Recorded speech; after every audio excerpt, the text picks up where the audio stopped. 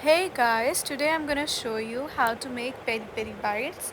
So let's get started. Party हो रही है party हो रही है party हो रही है और ये part First of all, we'll be boiling some cube chicken pieces.